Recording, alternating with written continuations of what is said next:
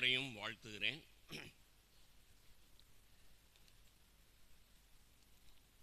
நாம் கடைசி காலத்திலே வாழ்ந்து கொண்டிருக்கிறோம். நம்ம எல்லாருக்கும் தெரியும், உணர்வும் இருக்கிறது. இந்த காலத்திலே தேவன் நம்மோடு பேசி நம்மை இந்த காலத்துக்கேற்ற மனிதர்களாய் நம்மை அவர் உருவாக்க வேண்டும். என்னோடு சங்கீதம் 10க்கு திருப்புங்க. சங்கீதம் 10. இந்த சங்கீதக்காரன் 10வது சங்கீதத்திலே இந்த உலகம் எப்படி இருக்கிறது என்பதை விவரித்திருக்கிறார். இந்த முழு சங்கீதத்தையுமே நீங்கள் வீட்டுக்கு போய் தியானியுங்கள். ஆனால் ஒரு சில வார்த்தைகளை உங்களுக்கு கோடிட்டு காண்பிக்கிறேன். இந்த உலகத்தில் இப்போ நாம் ஒரு நியூஸ் பேப்பரை எடுத்தோம்னா, ஒரு டிவி சேனலை ஓப்பன் பண்ணோம்னா, இந்த உலகம் எப்படி இருக்கிறது அப்படிங்கிறது நமக்கு பளிச்சுன்னு தெரியுது. இந்த சங்கீதக்காரன் தாவீது, கர்த்தாவே ஏன் தொலைவில் நிற்கிறீர்? ஆபத்து நேரிடுகிற வேளைகளில் நீர் ஏன் மறைந்திருக்கிறீர்? தீயவன் தன் பெருமையினால் தன் சதி மோசங்களில் பிடிபட்ட சிறுமைப்பட்டவனை கடுமையாக துன்பப்படுத்துகிறான். நாம் எல்லாரும் மைனாரிட்டி, சிறுமைப்பட்டவர்கள். நம்மை சுற்றி இருக்கிற உலகம் நம்மை துன்பப்படுத்தும். நம்மை துன்பப்படுத்துகிறவர்கள் கர்த்தருக்கு பயந்தவர்கள் அல்ல, தீயவன். நான் வாசிக்கிற வேத வார்த்தை உங்களுக்கு வித்தியாசமாக இருக்கலாம். இது ஒரு IBL, இந்தியன் பைபிள் லிட்ரேச்சருங்கிற ஒரு பைபிள், ஆங்கிலமும் தமிழும் உள்ள ஒத்த வாக்கியம் நான் வாசிக்கிறேன். நீங்கள், தீயவன் தன் பெருமையினால் தன் சதி மோசங்களில் பிடிபட்ட சிறுமைப்பட்டவனை கடுமையாக துன்பப்படுத்துகிறான். wicked in his pride அப்படின்னு எழுதியிருக்கு. இந்த உலகத்தில் தேவ பயமற்ற, தன்னை சார்ந்து தன் பலத்தினால் எல்லாம் ஆகும் என்று வாழ்கிற உலக மக்கள், அவர்கள் wicked people, தீயவன் மொழிபெயர்த்திருக்கிறாங்க. அவர்கள் சிறுமைப்பட்டவனை கடுமையாக துன்பப்படுத்துகிறான். இன்னும் அதிகமாக தான் நம்முடைய எதிர்காலத்தில் நமக்கு துன்பம் வரும். சபையில் ஊழியம் செய்கிற அருமையான ஊழியக்காரர்களே, நீங்கள் ஸ்திரப்பட்டு, நீங்கள் பலப்பட்டு, உங்களை கேட்கிறவர்களையும் உங்கள் சபையில் இருக்கிறவர்களையும் உங்கள் குடும்பத்தையும் நீங்கள் ஸ்திரப்படுத்தணும். உலகம் அப்படி தான் இருக்கும். அதற்கு காரணம், அடிப்படை என்ன? ஒரு மனிதனுடைய, உலகத்தானுடைய அந்த விக்கட்னஸ், அந்த தீயவனின் ஆணிவேர் என்ன அப்படின்னு சொன்னால், தன் பெருமையினால் அப்படின்னு எழுதியிருக்கு. Wicked in his pride. உங்களுக்கு தெரியுமா, மனிதனுடைய ஆழம், அவனுடைய ஆணிவேர் பெருமை. அந்த விஷத்தை சாத்தான் சம்பூரணமாய் உங்களுடைய என்னுடைய மாம்சத்திலே பாய்ச்சிருக்கிறான். தன்னை உயர்த்தின சாத்தான், லூசிபர், பெருமைக்காரன், அவன் பாய்ச்சின விஷத்தில் தான் நம்முடைய ஆதி தகப்பனும் தாயும் பாவம் செய்தார்கள். அவர்களுடைய சந்ததியாய்த்தான் நாம் எல்லாரும் அமர்ந்திருக்கிறோம். நீங்கள் பெரிய பாஸ்டராக இருக்கலாம், உங்களை கேட்குறதுக்கு 1000 பேர் இருக்கலாம். நீங்கள் எவ்வளோ பெரிய ஊழியக்காரராகவும் இருங்க, ஆண்டவருடைய நாமத்திலே உங்களுக்கு வேத வார்த்தையின் அடிப்படையிலே உங்களுக்கு சொல்ல வேண்டிய ஒரு சத்தியம், தயவு செய்து உங்களை தாழ்த்துங்கள். உலகத்தான் அவன் தன்னை உயர்த்துவான். அவன் அக்கிரமக்காரன், அவனுடைய அடையாளமே தன்னை உயர்த்துவதுதான். ஆனால் சபையில் ஊழியக்காரர்களாய் அமர்ந்திருக்கிற நாம், நம்முடைய லட்சணம், நம்முடைய ட்ரேட்மார்க். ஓ, இந்த பிரதரா, இந்த பாஸ்டரா, he is a humble man. தாழ்மையுள்ளவர்களுக்கு தான் தேவன் கிருபையை கொடுப்பார். தன்னை தான் உயர்த்துகிறவனுக்கு, நான் யார் தெரியுமா, என்னுடைய வரம் என்ன தெரியுமா, நான் எத்தனை பேருடைய நம்பிக்கையை பெற்ற தலைவன் தெரியுமா? தயவு செய்து கடைசி காலம் நீங்கள் அழிந்து போகாதபடிக்கு ஆண்டவருடைய நாமத்திலே எச்சரிக்கிறேன். Don't be like a wicked man in his pride. உலகத்தானை போல பெருமையாக இருக்காதிருங்கள், தாழ்த்தி விடுங்கள். எந்த கஷ்டத்திலையும், இன்னைக்குன்னு இல்லை, இனி வரப்போகிற நாட்களில் தேசத்தில் என்ன பிரச்சனை வந்தாலும், உங்கள் குடும்பத்தில் உங்கள் சபையில் என்ன பிரச்சனை வந்தாலும், மோசேயை போல ஆரோனை போல சரியான லீடர்ஸா, ஜனங்களை நடத்துகிறவர்களாய் முகங்குப்புற விழுந்து, நாம் இப்போ ஆராதனையில் கேட்டது போல, கர்த்தரை எனக்கு முன்பாக நிறுத்தி இருக்கிறேன், நான் என் ஆண்டவரை சார்ந்திருக்கிறேன், கர்த்தாவே கர்த்தத்துவம் உம்முடைய தோளில் இருக்கிறது, இந்த தேசத்தை பிரதமர் ஆளுகை செய்யலாம், உலக நாடுகளை அமெரிக்கா அதிபதி ஆளுகை செய்யலாம், இவர்கள் மாத்திரமல்ல, இனி வரப்போகிற நாட்களிலே அந்த கிறிஸ்துவே ஆளுகை செய்தாலும் நான் பயப்படேன். அல்லேலூயா. யார் பயப்படாமல் இருப்பார்கள் தெரியுமா? யாருக்கு கிருபை கொடுக்கப்படும் தெரியுமா? தாழ்மை உள்ளவர்களுக்கு தான். நாம் நம்மை உயர்த்தினோம்னு சொன்னா, உலகத்தானை போல, உலக மக்களை போல நாம் அழிந்து போவோம். இந்த உலகத்தான் எப்படியெல்லாம் நடக்கிறான்னு பாருங்க. 12ஆம் வசனத்தில் பாருங்க, கர்த்தாவே எழுந்தருளும், தேவனே உம்முடைய கையை உயர்த்தும், ஏழைகளை மறவாதேயும், தீயவன் தேவனை அலட்சியம் செய்து நீர் அழைத்து விசாரிப்பதில்லை என்று தன் இருதயத்தில் சொல்லிக் கொள்வானேன்.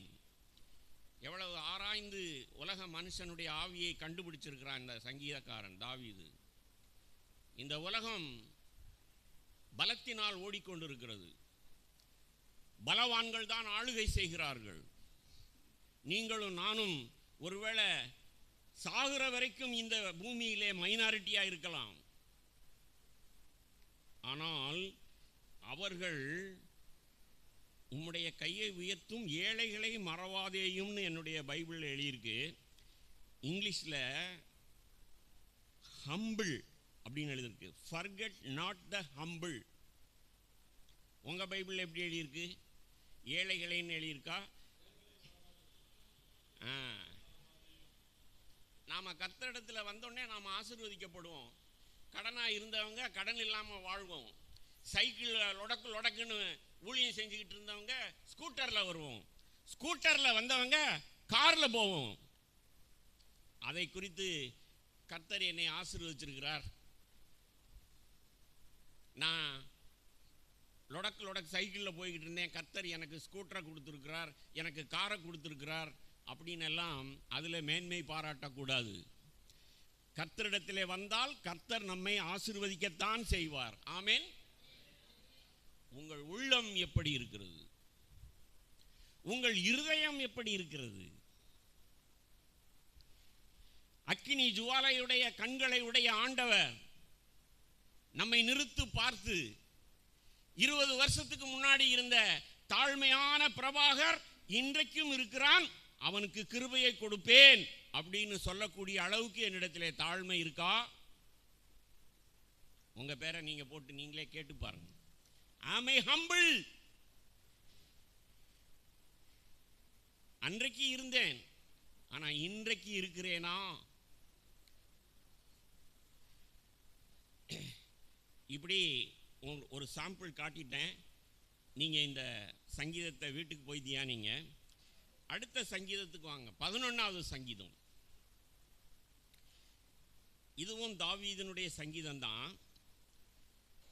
நான் கர்த்தரை நம்பி இருக்கிறேன், பிறகு ஏன் நீங்கள் என் ஆத்துமாவை நோக்கி பறவையைப் போல உன் மலைக்கு பறந்து போ என்று சொல்லுகிறீர்கள். இதோ தீயவர் வில்லை வளைத்து நேர்மையான இருதயத்தாரின் மீது இருளில்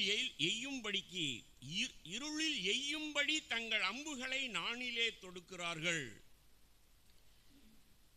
கடைகால்களும் அழிக்கப்படும் போது, உங்க பைபிள்ல அஸ்திபாரங்களும் அழிக்கப்படும் போது நீதிமான் என்ன செய்வான்? அருமையான சகோதர சகோதரிகளே, என் அருமை உடன் ஊழியக்காரர்களே,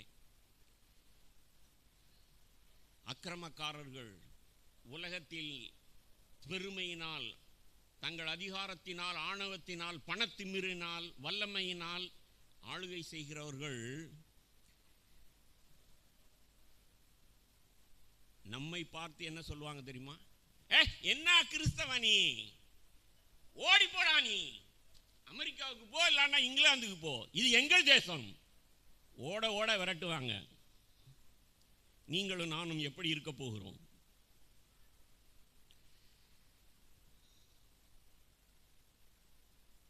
பறவையை போல உன் மலைக்கு பறந்து போ என்று சொல்லுகிறீர்கள். யாரு? உலகத்தான் சொல்லுவான். இதோ தீயவர் வில்லை வளைத்து நேர்மையான இருதயத்தாரின் மீது இருளில் எய்யும்படி தங்கள் அம்புகளை நாணிலே தொடுக்கிறார்கள். பாருங்க, வேட்டையாடுறதுக்கு அம்ப வில்லில ஏத்தி குறிபார்த்து கொண்டிருக்கிறார்கள். உலகம் அப்படித்தான் இருக்கும். இன்னமும் அதிகமாய் எதிர்ப்புகள் தான் வரும். எங்க சபையில் நான் கேள்விப்படுறேன், எந்த ஊர்ல ஒரு கட்டடத்துக்கு அப்ளிகேஷன் கொடுத்தாலும் நாங்க தர முடியாது, ஆலயம் தர முடியாது. ஏதோ ட்ரஸ்ட்னு சொல்லுங்க, ஏதோ ஒரு சொசைட்டி மீட்டிங்னு சொல்லுங்க. அப்போ கிறிஸ்தவங்க நாங்க கூடி ஆராதிக்கிறதுக்கு ஒரு ஆலயம் கட்டுவதற்கு உத்தரவு கிடைக்காது. இப்பயே இப்படி இருக்குன்னு சொன்னா இனி போக போக எப்படி இருக்குமோ?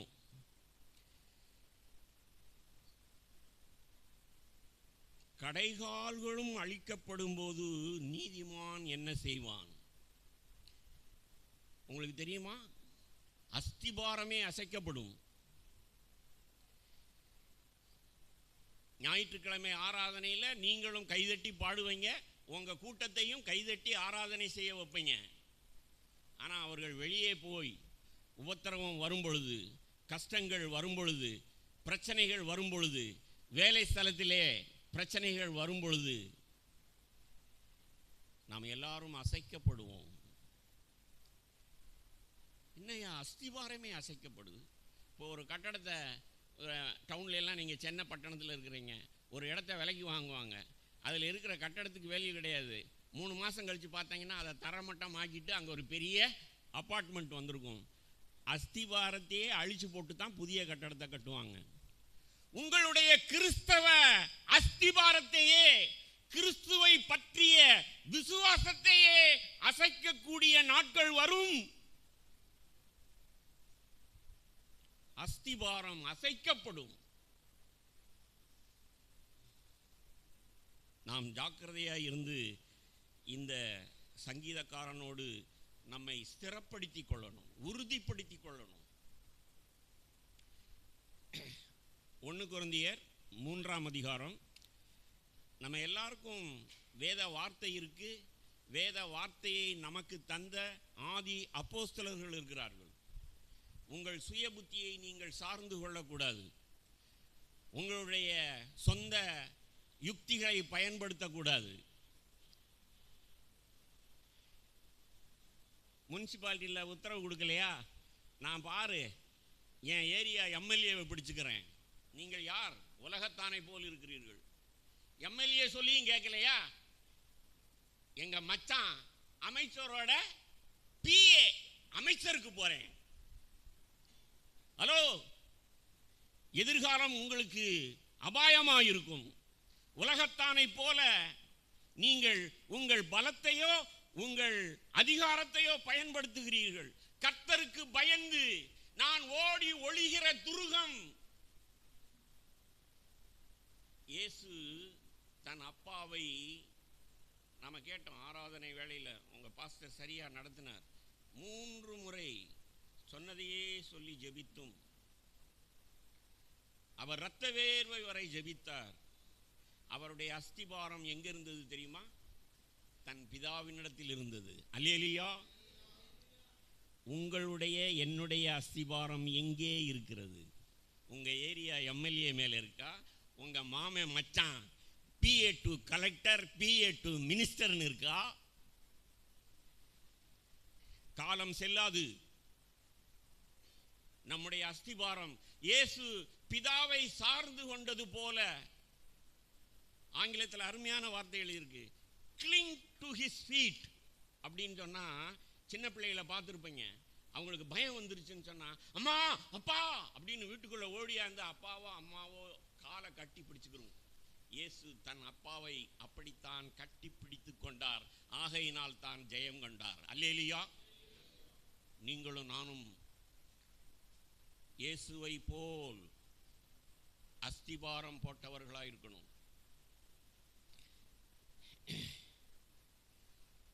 1 கொரிந்தியர் 3ஆம் அதிகாரம்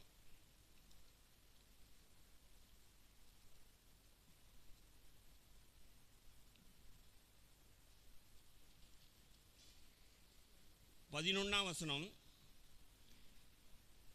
போடப்பட்டிருக்கிற அஸ்திபாரமாகிய இயேசு கிறிஸ்துவை தவிர வேறே கடைக்காலை போட ஒருவனாலும் முடியாது. போடப்பட்டிருக்கிற அஸ்திபாரமாகிய இயேசுவை தவிர வேறு ஒரு அஸ்திபாரத்தை ஒருவனும் ஒரு காலும் போட முடியாது. ஆமென். கடைசி காலத்திலே நாம் வஞ்சிக்கப்படுவோம். நம்மை அறியாமலே நாம் வஞ்சிக்கப்படுவோம். உங்கள் இருதயம் மகா கேடுள்ளதும் திருக்குள்ளது. உங்கள் இருதயமே உங்களை ஏமாற்றும். நீங்க ஒவ்வொரு முறையும் சின்ன விஷயத்திலும் பெரிய விஷயத்திலும் சரியா தீர்மானிக்கணும்னு சொன்னா, பவுலை போல நீங்கள் அப்படி ஒரு அஸ்திபாரம் போட்டிருக்கணும்.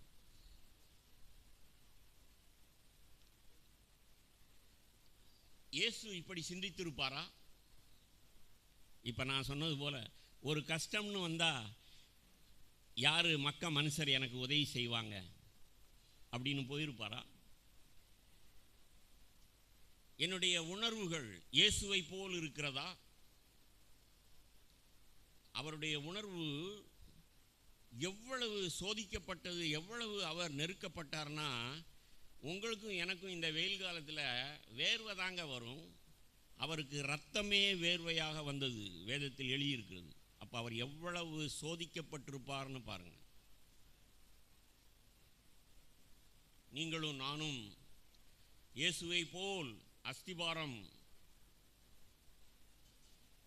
இயேசுவின் மேல் நம்முடைய வாழ்க்கையை கட்டினால், நம்முடைய குடும்பத்தை, நம்முடைய சபையை கட்டினால், மலை பிரசங்கத்தில் ஆண்டவர் சொன்னது போல, எத்தனை பெருவெள்ளமும் வரட்டும், புயலும் வரட்டும், கண்மலையின் மேல் இயேசுவின் மேல் கட்டிய என் வாழ்க்கை, என் குடும்ப வாழ்க்கை, என் சபை வாழ்க்கை அசைக்கப்படாமல் இருக்கும். ஆமென். ஏசாயாவின் புஸ்தகம் 28ஆம் அதிகாரம்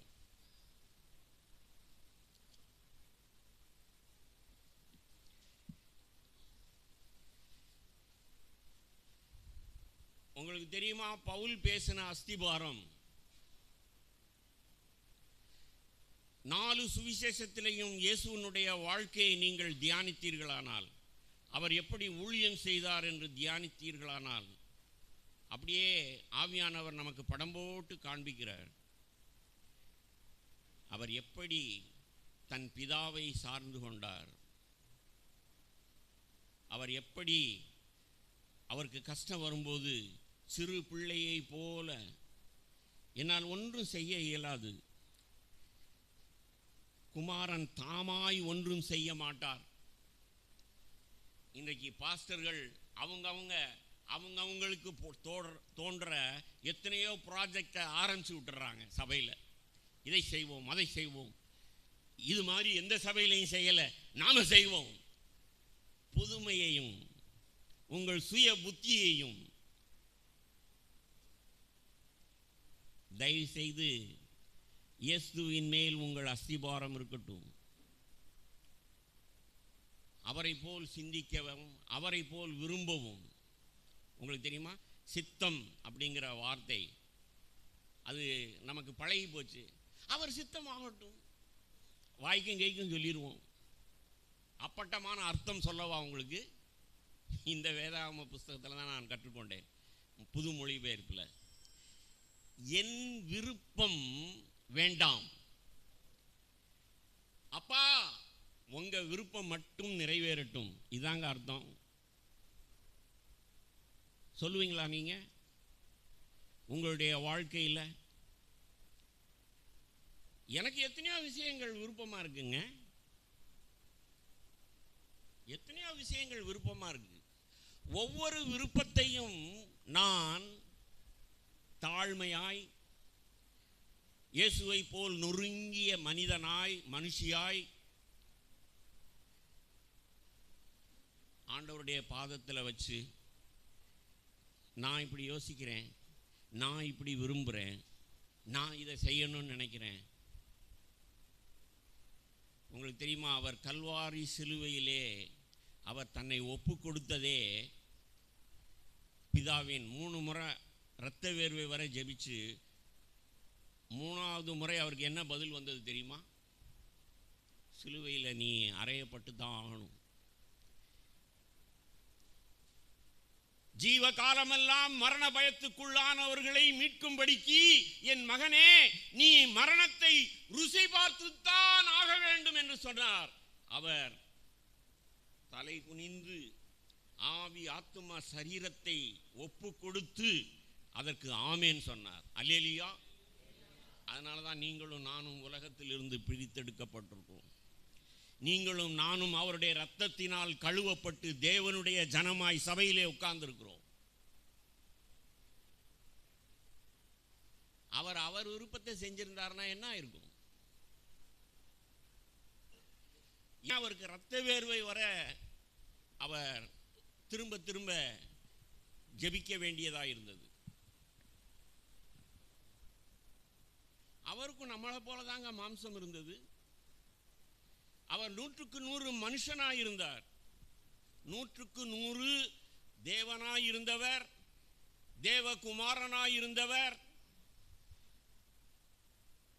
பிதாவின் மடியிலே செல்ல பிள்ளையாய் ஒரே ஒரு மகனாய் இருந்தவர். அவர் ஏன் இந்த பூமிக்கு வந்தார்? ஏன் அவ்வளவு பாடுகள் பட்டார்? ஏன் அந்த குறுகலான பாதையிலே போனார்? கடைசியில் இரத்த வேர்வை வரை ஜெபித்து பிதாட்ட கேட்டார். பிதா சொல்லிட்டார், நீ செத்து தான் போகணும். அதுவும் சாதாரண சாவு இல்லை, கோர மரணம். 2 கள்ளர்கள் மத்தியிலே, கொலை செய்தவர்கள், கொள்ளையடித்தவர்கள் மத்தியிலே நீ கோரமாய் கிரிமினல் ஒருவராய் நீ மறித்து தாகணும்னார். அதுக்கும் அவர் ஆமேன்னு சொன்னார். அவருடைய பாதபடியிலே நீங்களும் நானும் நடக்க தீர்மானிக்கணும். ஆமேன். இதுதான் அஸ்திபாரம், பவுல் போட்ட அஸ்திபாரம். இங்கே பாருங்க, இந்த அஸ்திபாரத்தை 1000 வருடங்களுக்கு முன்பாக ஏசாயா தீர்க்கதரிசி வேதத்தில் எழுதியிருக்காங்க. இதெல்லாம் நீங்கள் வாசிச்சிருக்கீங்களா? ஏசாயாவின் புஸ்தகம் 28ஆம் அதிகாரம் 16, 17 வசனங்களை வாசிக்கிறேன். ஏசாயா 28, 16, 17. ஆதலால் கர்த்தராகிய ஆண்டவர் உரைக்கிறதாவது, இதோ கடைகாலாக ஒரு கல்லை நான் சீயோனிலே வைக்கிறேன், அது சோதிக்கப்பட்டதும் விலையேற பெற்றதும் உறுதியான அஸ்திபாரத்துக்குமான மூலைக்கல்லாயிருக்கும். விசுவாசிக்கிறவன் பதறான். அஸ்திபாரம். ஒரு கட்டடத்தை பார்க்குறேங்க, இதோ இந்த ஹால், இதை கட்டும்போது நிச்சயமா மூலக்கல் வச்சுருப்பாங்க, நீள அகலம் சரியாக பார்த்துருப்பாங்க. அப்புறம் ஒவ்வொரு கல்லும் வரிசையாக வைக்கும் பொழுது தூக்கு நூலை வச்சு கொத்தனார் பார்த்து பார்த்து கட்டியிருப்பார். அதனால தான் சதுரமாக இருக்குது. இயேசு பிதாவினால் போடப்பட்ட அஸ்திபாரம் 1000 வருடங்களுக்கு முன்பாக ஏசாயா தீர்க்கதரிசியின் மூலமாய், நான் ஒரு அஸ்திபாரம் போடுகிறேன், அவன் என்னுடைய ஒரே பேரான தேவகுமாரன், அந்த மகனை நான் மனுஷர்களாகிய உங்களுக்கு, வீழ்ச்சியுற்ற ஆதாமின் சந்ததியாயிருக்கிற உங்களுக்கு நீங்கள் வாழும்படிக்கு, இப்படித்தான் நீங்கள் வாழணும், இப்படித்தான் ஊழியம் செய்யணும் என்று நாம் பின்பற்றும்படிக்கு பிதா போட்ட அஸ்திபாரம். ஆமென். இயேசுவை பற்றிய வார்த்தை அது சோதிக்கப்பட்டது. ஹலோ, இயேசு சோதிக்கப்பட்டார். வேதம் சொல்லுது, அவர் சோதிக்கப்பட்டதினாலே சோதிக்கப்படுகிற ஒவ்வொருவருக்கும் உதவி செய்ய வல்லவராயிருக்கிறார். அந்த உதவிதான் பிதா குமாரனுக்கு காட்டிய கிருபை. ஆண்டவரை போல நானும் என்னை தாழ்த்தினால், அவருடைய அஸ்திபாரத்தின் மேல் என் வாழ்க்கையை கட்டினால், கிறிஸ்துவுக்கு கொடுக்கப்பட்ட கிருபை எனக்கும் கொடுக்கப்படும். ஆமென். சீசர்கள்னா அவங்க தான். அப்படிதான் 12 சீசர்களை உருவாக்கினார். ஒருத்தன் காட்டி கொடுத்துட்டான். அந்த 11 பேருக்காக தான் அவர் ஜெபம் பண்ணினார். யோவான் 17 அவருடைய ஜெபம் ரெக்கார்டாக இருக்கு. அவர் எப்படி ஜெபம் பண்ணினார்? நீதியுள்ள பிதாவே அப்படின்னு ஜெபம் பண்ணார். நீங்க குறிச்சு வச்சுக்கிட்டு வீட்டில் போய் பாருங்க. எனது அன்புள்ள பிதாவே அப்படின்னு இயேசு ஜெபம் பண்ணல. ஏன் அப்படி ஜெபம் பண்ணல? யோவான் மட்டும்தான் அந்த ஜெபத்தை ரெக்கார்ட் பண்ணியிருக்கிறார். ஏன்னா அவர் தான் இயேசுவின் மார்பிலே சாய்ந்திருந்தவர்.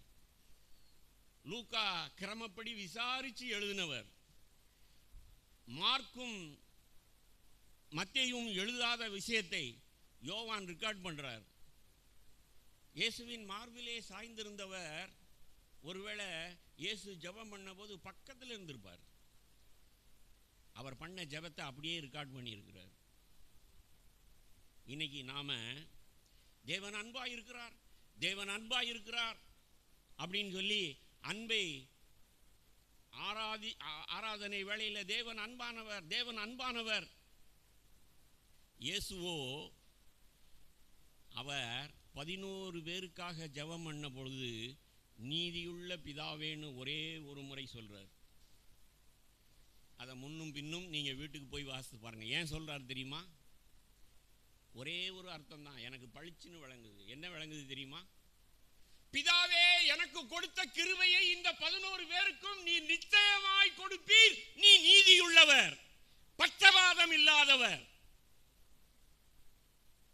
என்னை கேட்கிற சகோதரனே, சகோதரியே, இயேசுவுக்கு கையளிக்கப்பட்ட கிருபை உனக்கும் எனக்கும் நிச்சயமாய் கையளிக்கப்படும். இயேசுவை போல் நான் வாழ முடியும், இயேசுவை போல் நான் ஊழியம் செய்ய முடியும். அல்லேலூயா. இதுதான் கிறிஸ்தவம். இதுதான் இயேசு போட்ட அஸ்திவாரம். 1000 வருடங்களுக்கு முன்பாக தீர்க்கதரிசியினால் உரைக்கப்பட்ட அஸ்திவாரம். அவர் சோதிக்கப்பட்ட கல், அது மூலைக்கல். வார்த்தையை பார்ப்போம். ஏசாயா 28:16 சோதிக்கப்பட்டதும் விலையேற பெற்றதும் உறுதியான அஸ்திபாரத்துக்குமான மூலைக்கல்லாயிருக்கும். விசுவாசிக்கிறவன் பதறான். நேர்மையாக உங்களை நிதானிச்சு பாருங்க. நமக்கு வர்ற பிரச்சனைகளில் நாம் எவ்வளவு சீக்கிரம் பதறிடுறோம். பதறுகிறதுங்கிறது உங்கள் பைபிள்லையும் அப்படி தான் எழுதியிருக்குன்னு நினைக்கிறேன். ஆனால் இங்கே கிங் ஜேம்ஸ் வெர்ஷனில் எப்படி எழுதியிருக்குன்னு பாருங்க. He that believeth shall not make haste. அப்படின்னா என்ன அர்த்தம் தெரியுமா? அவசரப்பட மாட்டார்னு அர்த்தம். பதறான். நம்மள அநேகம் பேருக்கு விசுவாசம் இருக்கு, ஆனா விசுவாசம் வந்த உடனே விருட்டுன்னு போய் உடனே செஞ்சிருவோம். இயேசு அப்படி செய்யலைங்க. he was not in haste. அப்படின்னா என்ன அர்த்தம்? அவர் விசுவாசத்தை பிதாவினிடத்திலிருந்து பெற்றுக்கொண்டு கூட, மகனே இதை செய், நான் உன்னோடு இருக்கிறேன், போ, உனக்கு கிருபை கொடுக்கிறேன் அப்படின்னு சொன்ன பிறகும் கூட அவர் பொறுமையாய் ஏற்ற வேளையிலே அதை செய்தார். அதான் அர்த்தம். he did not haste. அவர் பதஷ்டப்படலை. எங்கள் ஊரில் சொல்லுவாங்க, எடா என்னடா அவசர கொடுக்கையா இருக்க. இயேசு அவசர கொடுக்க இல்லை. பிதாவினிடத்திலே அவர் கேட்டு பெற்றுக்கொண்டு அவருடைய விருப்பத்தை நிச்சயப்படுத்தி கொண்டு அதை அவசரப்படாமல் பதறாமல் நிதானமாய் செய்து முடித்தார். எனக்கு அருமையான ஊழியக்காரர்களே, இது தேவன் என்னோடு பேசினது. சமீப காலமாய், இன்னும் கடைசி காலத்திலே வாழ்ந்து கொண்டு இருக்கிறோம். நாம் எடுத்தோம் கவுத்தோம்னு இருக்கக்கூடாது. நிதானமாய் இயேசுனுடைய வாழ்க்கையில் ஒரு காரியத்தை நினைவுபடுத்துகிறேன். சவுக்கு எடுத்து விரட்டினார்ல, யாரையெல்லாம் விரட்டினார்? காசுக்காரர்களை.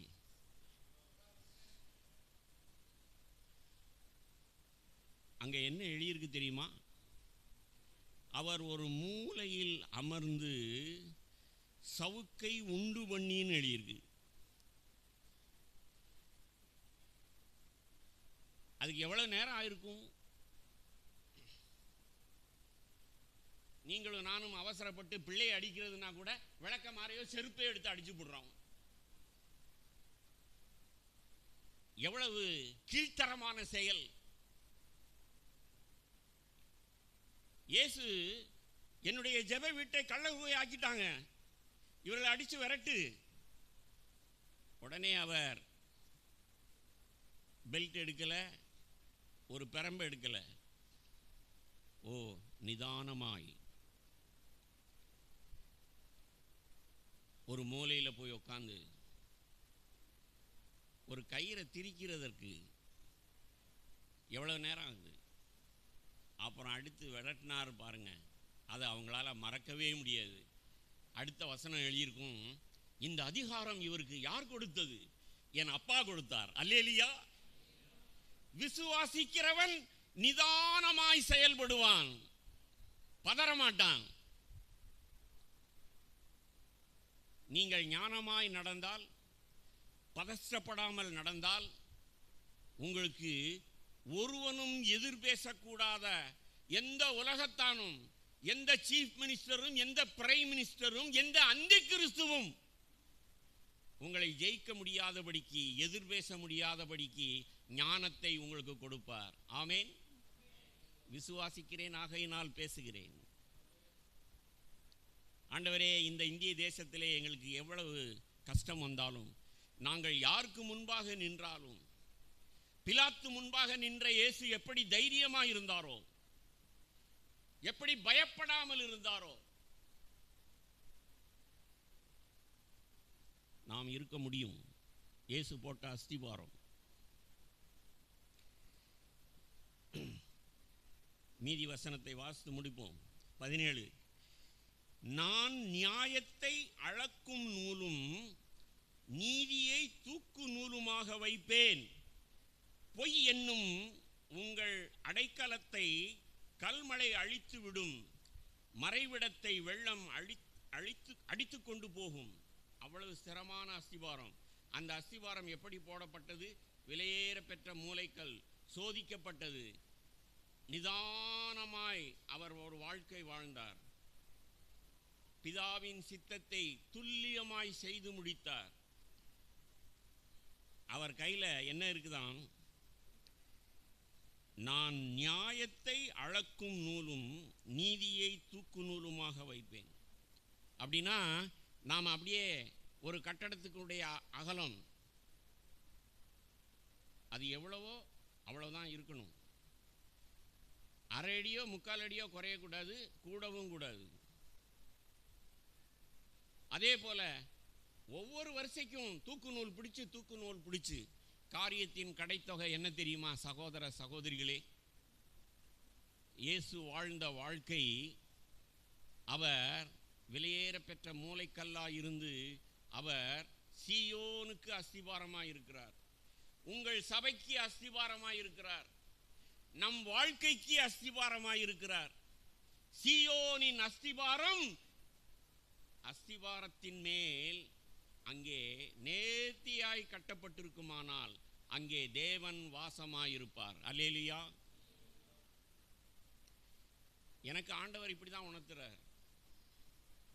71 வயசாயிருச்சுடா பிரபாகர், பலத்தின் மிகுதியினால 80 வயசும் கூட நீ இரு. ஆனால் நீ விட்டு சென்ற நாளைக்கு நீ செத்து போனேன்னா உன் சபை எப்படி இருக்கும் சிந்திச்சுப்பார். ஒவ்வொரு நாளும் நான் சிந்தித்து கொண்டு இருக்கிறேன். 5 பிள்ளைகள், 12 பேர பிள்ளைகள். ஒவ்வொரு பிள்ளையை குறித்தும் நானும் என் மனைவியும் காலையில் எழும்பி ஜெபிக்கிறோம். அவங்களுக்கு ஒரு பிரச்சனை அப்படின்னு சொன்னால் நாங்கள் முன்னிறுத்துகிறது என்ன அப்படின்னு சொன்னால், ஐயோ குடல் பதறுது, என் பிள்ளைக்கு இப்படி ஆகி போச்சு, என் பேர பிள்ளைக்கு இப்படி ஆயிடுச்சு. Stop nonsense.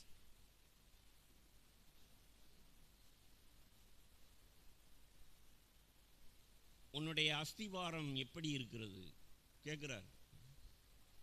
சங்கீதம் 89க்கு திருப்புங்க.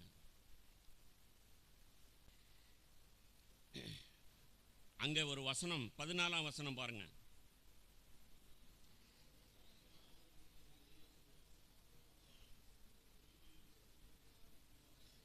நாலு விஷயம் எழுதியிருக்கா, நான் வாசிக்கிறேன் பாருங்க. நீதியும் நியாயமும் உம்முடைய சிம்மாசனத்தின் ஆதாரம், கிருபையும் சத்தியமும் உமக்கு முன்பாக செல்லும். அப்படின்னா இதோ இப்போ இந்த கட்டடத்தை தான் பார்க்குறோம். இதற்குரிய அஸ்திபாரம் நம்ம கண்ணுக்கு தெரியல. இந்த அஸ்திபாரத்தின் மேலே தான் கட்டடம் நிற்குது. சிம்மாசனம்ங்கிறது என்ன? ஆண்டவர் ஆளுகை செய்கிற அமர்ந்திருக்கிற ஆசனம். அந்த ஆசனம் சிம்மாசனத்துக்கு ஒரு அஸ்திபாரம் இருக்கு. அந்த அஸ்திபாரத்துக்கு நான் நேற்று கூட என்னுடைய சபையில் இப்படி தான் பிரசங்கம் பண்ணேன். 4 கால் உள்ளது தாங்க ஒரு ஃபர்னிச்சர். அது ஒரு சேராக இருக்கலாம், ஆம் சேராக இருக்கலாம், பெரிய சோஃபாவாக இருக்கலாம். அந்த 4 காலில் ஏதாவது ஒரு கால் உடஞ்சிருச்சுன்னு சொன்னால் நீங்கள் அதில் உட்காருவீங்க? ஒரு அவசரத்துக்கு அதை இழுத்து போட்டு மேலே ஏறுவீங்க?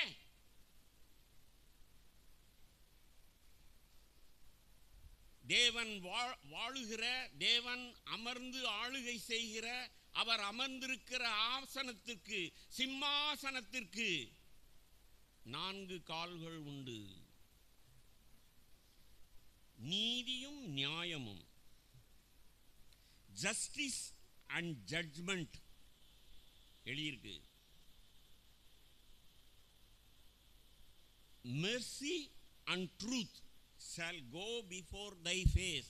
அப்படின்னா 4 கால் உள்ள ஒரு ஃபர்னிச்சருக்கு, டேபிளுக்கோ எதுக்கோ முன்னாடி இருக்கிற 2 கால் மெர்சி அண்ட் ட்ரூத்.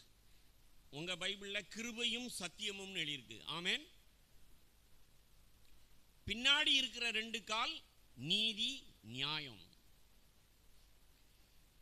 அருமையான சகோதர சகோதரிகளே, உங்களுடைய வாழ்க்கை தனிப்பட்ட வாழ்க்கையாக இருக்கட்டும், உங்கள் குடும்பமாக இருக்கட்டும், உங்கள் சபையாக இருக்கட்டும், நாம் செய்கிற தவறு என்ன தெரியுமா? கிருபை. கிருபை எதுக்குனாலும் விசுவாசிங்க பிரதர், எல்லாம் ஆண்டவர் பார்த்துக்கிடுவார். ரைட்டு, உற்சாகப்படுத்துங்க. ஆனால் எத்தனை பேர் நாம் ஆராதிக்கிற கர்த்தர், அவர் அமர்ந்திருக்கிற சிம்மாசனம், ஒரு கால் நீதி, இன்னொரு கால் நியாயம். God is a righteous God. தேவன் நீதிபரர், நீதியாய் நியாயம் தீர்க்கிறவர். கடைசி நாளிலே அந்த நியாயஸ்தலத்திலே உட்கார்ந்து உன்னையும் என்னையும் மாத்திரமல்ல, இந்த உலகத்தில் இருக்கிற அத்தனை அக்கிரமக்காரர்களையும் நியாயம் தீர்க்கிறது நீதி நியாயம். நீங்களும் நானும் கிருபையின் காலத்திலே வாழ்ந்து கொண்டிருக்கிறோம். முன் செல்லும் அப்படின்னு எழுதியிருக்கு. அப்படின்னா இரக்கம், தயவு, அவருடைய நீடிய பொறுமை, எத்தனை வார்த்தைகளையும் போடுங்க. கிருபை, இரக்கம், தயவு, பொறுமை, அது முன்னே செல்கிறது.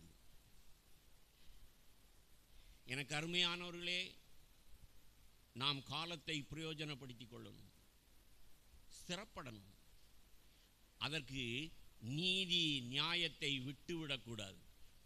நான் பார்க்குறேன், சோசியல் மீடியாவை திறந்தாலும் சரி, யூடியூப்பு, ஃபேஸ்புக்கு, இன்ஸ்டாகிராம், டிவி, பத்திரிகை, எதனாலும் சரி, என்கரேஜ்மெண்ட்டுங்கிற போர்வையில் அவங்க ஜனங்கள் சோர்ந்து போயிடக்கூடாது. அப்படிங்கிறதுனால கர்த்தர் நீடிய பொறுமை உள்ளவர், தயவாக இருக்கிறார், உனக்கு இதை செய்வார், அதை செய்வார், வாக்குத்தத்தத்தை எடுத்துக்கொள், அவருடைய கிருபை என்றும் உள்ளது. பாடிக்கிட்டே இருங்க, கைதட்டி ஆராதிச்சுக்கிட்டே இருங்க. ஒரு கால் இல்லை, 2 கால் இல்லாமல் இருக்கு உங்க சபையும் உங்கள் வாழ்க்கையும். கேட்கிறதற்கு காதுள்ளவர்கள் கேட்க கடவர்கள். நான் ஆராதிக்கிற கர்த்தர் நீதிபரர். He is a righteous God. அவர் பட்சபாதம் இல்லாமல் உலகத்தை மாத்திரமல்ல, நான் சபையில் எத்தனை வருஷமா இருந்தாலும் சரி, 48 வருஷமா கிறிஸ்தவ ஐக்கிய சபையில் எத்தனையோ சபைகளை நடத்தி இருக்கிறேன். எனக்கு ஆண்டவர் சொன்னது, ஏய், நீ நீதிமான் தானா? நான் வரும்பொழுது பட்சபாதம் இல்லாமல் உலகத்தை நியாயம் தீர்க்கிறது போல பிரபாகர் உன்னையும் உன் குடும்பத்தையும் நியாயம் தீர்ப்பேன், ஜாக்கிரதை. எச்சரிப்பின் சத்தத்தை கேட்டேன், உங்களுக்கு சொல்லிவிட்டேன். ஒரு கால் உடைஞ்சிருந்தா அதில் நீங்கள் ஏறுவீங்களா? ஓரங்காட்டி வச்சிருவோம். நம்மிடத்தில் நீதியும் இல்லை, நியாயமும் இல்லை. ஆனால் தேவன் அன்பாக இருக்கிறார், தேவன் கிருபையாக இருக்கிறார், அவர் இரக்கமாக இருக்கிறார். நம்ம சபையில் உட்கார்ந்து இருக்கிறவன் சனிக்கிழமையில் வரைக்கும் பாவம் செய்துக்கிட்டு இருப்பான். திங்கக்கிழமையிலிருந்து சனிக்கிழமை வரைக்கும் அவன் சுய சித்தத்தை செய்து கொண்டிருப்பான், மாம்சமும் மனசும் விரும்பினபடி வாழ்ந்து கொண்டிருப்பான். ஞாயிற்றுக்கிழமை வந்தோடனே கர்த்தர் நல்லவர், அவர் இரக்கமாக இருக்கிறார், அவரை ஆராதிப்போம்னு கைதட்டி ஆரவாரம் பண்ணி உற்சாகப்படுத்தி அனுப்பிச்சிருவீங்க. அப்புறம் திரும்ப திங்கக்கிழமையிலிருந்து சனிக்கிழமை வரைக்கும் அவன் இஷ்டப்படி. எத்தனை பேர் நேர்மையாக அவங்கள நிதானிச்சு பாருங்க. நான் சரியாக இருந்தால் தாங்க என் சபை சரியாக இருக்கும், நான் சரியாக இருந்தால் தான் என் பிள்ளையோ பேர பிள்ளையோ சரியாக இருக்கும். ஃபோன் வருது, எப்பா அவங்களுக்கு ஃபோன், இல்லைன்னு சொல்லிடுடா, அவ்வளோதான். இங்கே என்ன வார்த்தை எழுதியிருக்கு? பொய் நம்முடைய வாழ்க்கையை நடத்தி கொண்டு இருக்கிறது. எப்படி நாம் தப்பித்துக் கொள்வோம்? எப்படி நாம் நிலை நிற்போம்?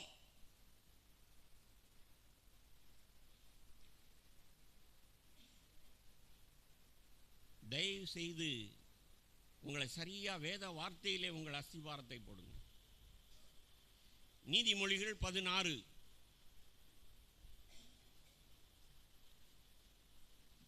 இதுவும் என்னுடைய வாழ்க்கையிலே மறக்க முடியாதது.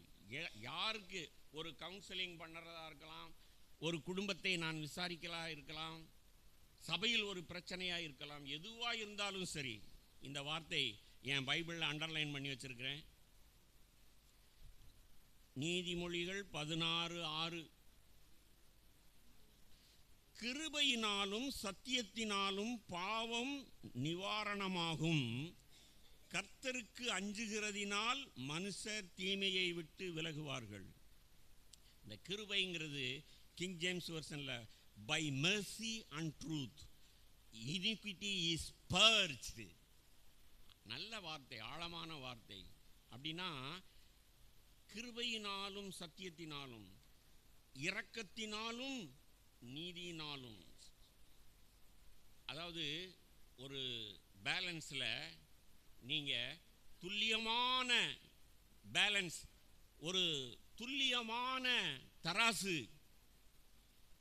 காய்கறி வாங்கிறது வேணா நீங்கள் தராசு கிலோ கணக்குலையும் அரை கிலோ காக்கிலோக்குள்ளேயும் நம்ம விற்கலாம். பொன் வெள்ளி விற்கிற கடைக்கு நீங்கள் போய் பார்த்துருக்கீங்களா? அங்கே கிளாஸில் அடைச்சி வச்சுருக்கான். ஏன்? காற்று போனால் கூட கீழே போயிடும். 1 கிராம் வெள்ளி கூட போயிடுச்சுன்னா எத்தனை ரூபா? கொலுசையும் இதையும் அடகு வைக்க போகும்போது அவன் ஏன் அப்படி வச்சிருக்கிறான்? எனக்கு இந்த வார்த்தையெல்லாம் வாசிக்கும் போது அதான் ஞாபகம் வந்தது. உங்களுக்கு தெரியுமா, நம்முடைய ஒவ்வொரு நாள் வாழ்க்கையிலும் கர்த்தருக்கு முன்பாக வாழ்கிறதுனா என்ன அர்த்தம் தெரியுமா? இப்போ நாம் பார்த்தது போல, கர்த்தாவே உம்முடைய சமூகம் எனக்கு முன்பாக நிற்கிறது அப்படின்னா, என்னுடைய வாழ்க்கை, என் குடும்ப வாழ்க்கை, என் சபையின் வாழ்க்கை, அதில் 2 தராசிலையும் கிருபை சத்தியம், தேவனுடைய தயவு, தேவனுடைய கண்டிப்பு, அது 2ம் சமமாக இருந்தால் தான் முள்ளு நடுவிலேயே நிற்கும். நம்முடைய அபாயம் எங்கே இருக்குது தெரியுமா? நம்மளை அறியாமலே கொஞ்சம் இரக்கம் பாராட்டிடுவோம். நம்முடைய பிள்ளைக்கு அல்லது சபையிலே யாரோ ஒருவர் நமக்கு பிடிச்சவர், நான் வெளியே போனேன்னா, பிரதர் ஸ்கூட்டர் எடுத்துறேன் பிரதர். உங்களுக்கு வயசாயிருச்சு, ஸ்கூட்டர் எடுத்துறதுக்கு ஒரு ஆள், அப்புறம் அது ஸ்டார்ட் ஆகலை, நான் உதைகிறதுக்கு ஒரு ஆள், கையில் பை வச்சுருந்தேன்னா நான் போய் வாங்கிட்டு வரேன் பிரதர், கடைக்கு போகிறதுக்கு ஒரு ஆள். அவன் ஒரு நாள் தப்பு செய்வான், அவன் பொய் சொல்லிட்டான்னு எனக்கு செய்தி வரும். இப்போ என் இருதயம் என்ன ஆகும்? நான் நேர்மையானவன், நான் சொல்கிறேன், என்னை அறியாமலே அவன் மேல் அவனுடைய அக்கிரமத்தை மூடி இரக்கமாக இருக்கிறேன்னு சொல்லிட்டு, அதுக்கு வேத வார்த்தையும் இருக்கும். கொஞ்சம் பொறுமையாக இருப்போமே, கொஞ்சம் தயவாக இருப்போமே, ரொம்ப கெடுபிடியாக இருக்கக்கூடாது, ஜனங்கள் சோர்ந்து போயிடுவாங்க.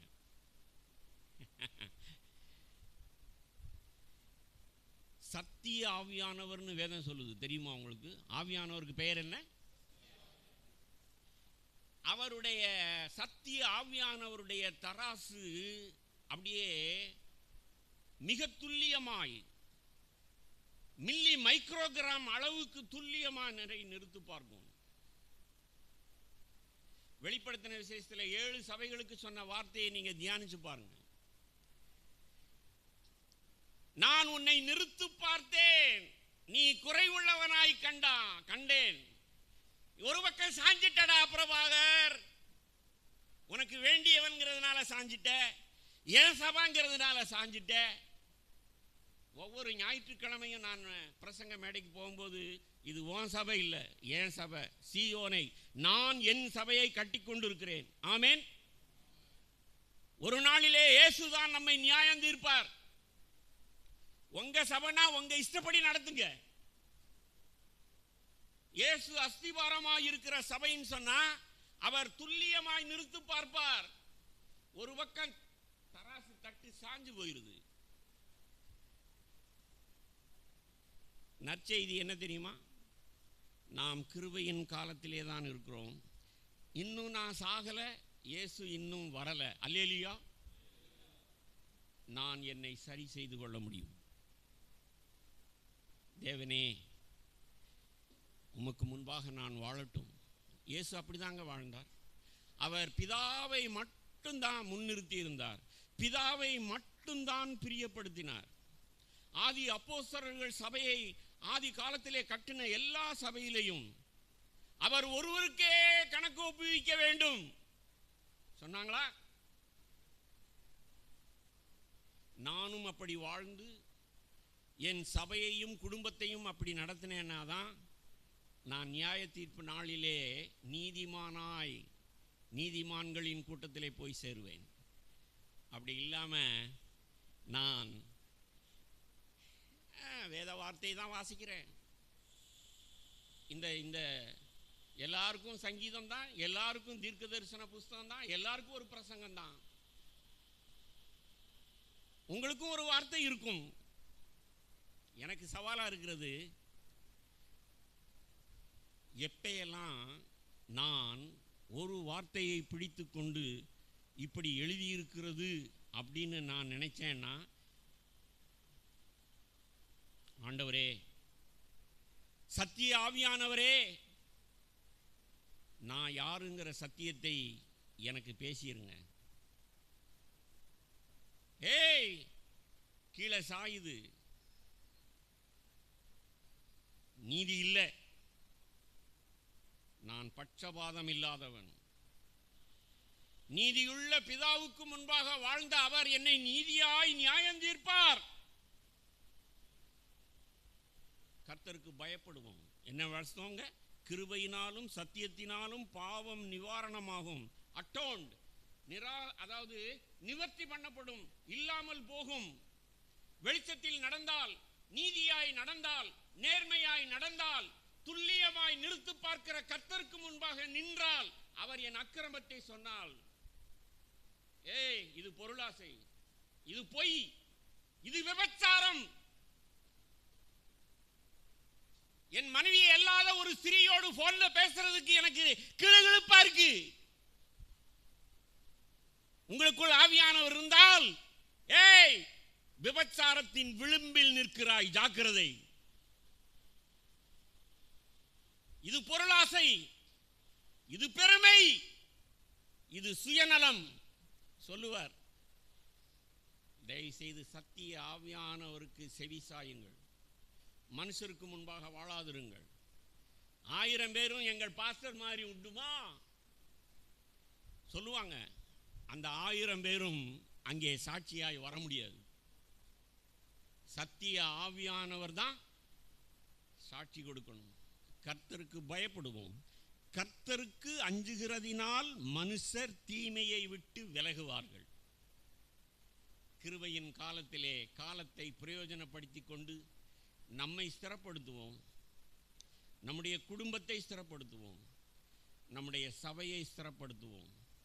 அவர் வரும்பொழுது, அவர் வந்தாலும் சரி, நான் செத்தாலும் சரி, whichever is first, நான் சாகுறனோ அவர் வருகிறாரோ, எது நடந்தாலும் அவருக்கு முன்பாக நான் நீதிமானாய் நிற்பேன். ஆமென். கர்த்தர் உங்களோடு இருப்பாராக.